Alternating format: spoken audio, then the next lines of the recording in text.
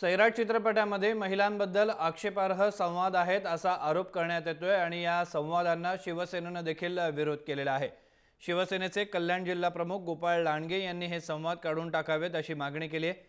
सिने निर्माती प्रणिता पवारने याच संदर्भात त्यांची भेट घेतली होती। प्रणिता पवारनेच हा मुद्दा उचलून धरला आहे। या संवादातून सगळ्या महिलांचा अपमान होतोय असं त्यांचं म्हणणं आहे आणि म्हणूनच हे संवाद वगळावे अशी प्रणिता पवारने मागणी केली। तिची मागणी लांडगे यांनी उचलून धरलेली आहे।